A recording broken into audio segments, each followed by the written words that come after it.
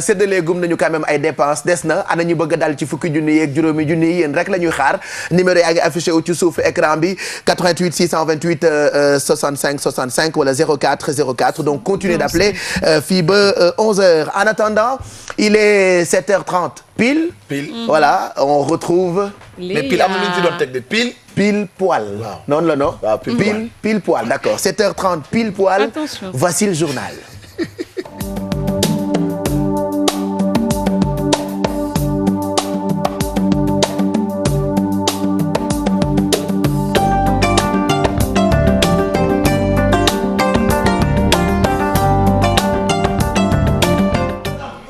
L'actualité en temps réel sur télévision Futur Média, mardi 18 mars 2014. Bonjour Léa. Rebonjour Pape Cher.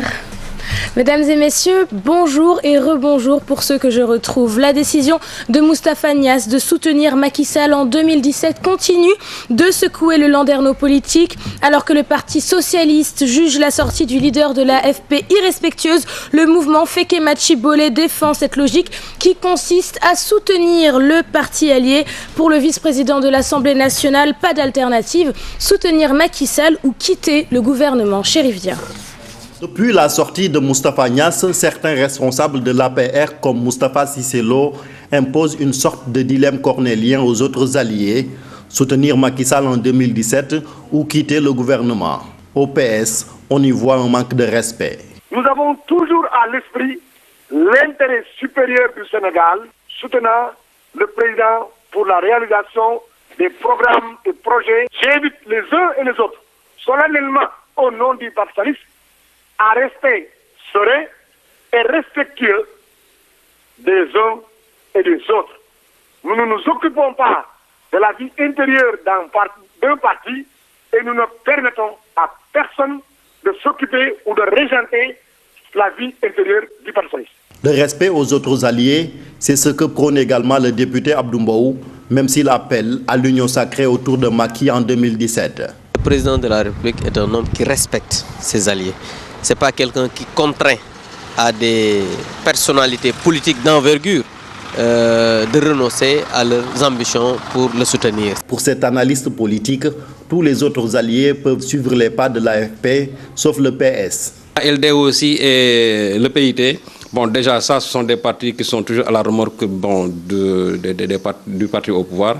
Donc là aussi, je crois qu'il n'y a pas de danger. Actuellement, le seul grand danger, ou bien en tout cas la grande équation, c'est le PS. Et une chose est sûre, le PS ne suivra pas les traces de Moustapha Niasse, même si son leader politique de plus en plus montre des signes quand même de fidélité et de loyauté à l'endroit du président de la République. Feke Machi Bolé s'est également invité dans le débat. Son leader Youssou Ndour se demande comment peut-on être avec Macky et vouloir se présenter contre lui en 2017.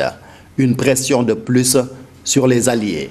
Un violent incendie s'est déroulé au CEM Matarsec de Rufisque. Aucune perte en vie humaine déclarée, mais les flammes se sont emparées des documents administratifs, de la salle informatique et du bureau du principal. C'était hier dans la soirée de dimanche. Nous écoutons Mamadou Bandiane, professeur d'anglais au CEM Matarsec, et Sadioka, surveillant général, au micro de Birandiagne.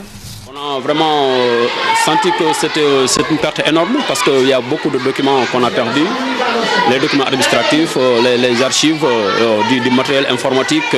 Alors le bureau du principal même, tout est calciné. Vous voyez que comment le dégât est énorme.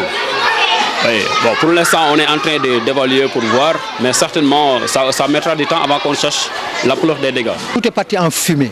N'oubliez pas que le collège a démarré en 1960. Donc tous ces anciens élèves-là, on leur demande de venir soutenir cette école-là. N'est-ce pas, de refaire le bâtiment rapidement pour que les élèves puissent continuer leurs études. Et puis incendie encore, près d'une dizaine de maisons brûlées, des animaux tués et beaucoup d'autres biens perdus. C'est le bilan de l'incendie qui a frappé le quartier Santiane de Montagne-Nord. L'accident semble avoir ravivé les flammes du passé. Des dossiers comme le lotissement du quartier et le bradage foncier ont refait surface. Tchernofal. Une solution est sur le point d'être trouvée avec les habitants de la cité Avion. Après leur manifestation, ils ont été reçus par le préfet. Des mesures d'accompagnement sont promises après la fermeture du mur, à l'origine du conflit. La fermeture du mur entraîne la perte du terrain de football de la ASC Cité Avion. Notre terrain de football, la fermeture du mur entraîne...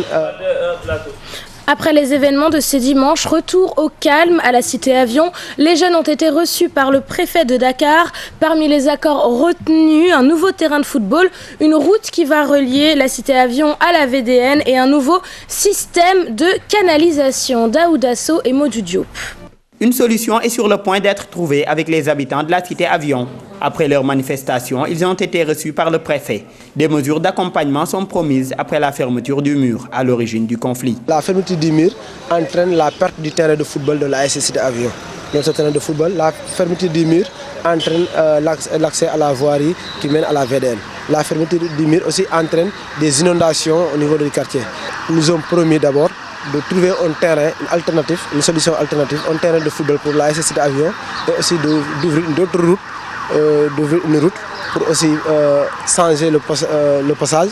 Et la troisième solution aussi, c'est d'essayer de faire une canalisation à la Cité Avion pour empêcher les inondations. Pour l'heure, l'urgence pour ces résidents de la Cité Avion, c'est la libération de leurs camarades incarcérés. Plus d'une soixantaine de jeunes mis aux arrêts lors des affrontements avec les forces de l'ordre. Certains n'étaient même pas à la manifestation, certains jeunes, on les a trouvés dans leur maison, ce que nous déplorons parce que ces jeunes-là ne faisaient même pas partie des manifestants, raison pour laquelle nous souhaitons et nous demandons leur libération immédiatement. Ça faisait partie du discours avec le préfet, mais nous saluons aussi l'esprit d'ouverture du préfet. Il a pris note et il nous a promis de faire de son mieux pour qu'on puisse libérer ces jeunes. Le préfet de Dakar approché a souhaité ne pas se prononcer sur le sujet. Un comité ad hoc est déjà mis sur pied. Les concernés, pour leur part, attendent des autorités le respect dans les meilleurs délais des engagements pris lors de la... Fin de cette première édition. Rendez-vous à 9h. Inch'Allah. Inch'Allah wa Rabbi. Merci Léa. Donc 9h nga ñëwaat ci beneen journal Inch'Allah. Fatim qui n'est pas encore là pour la météo. Voilà, peut-être qu'on la retrouve bu ca kaname. Mais en attendant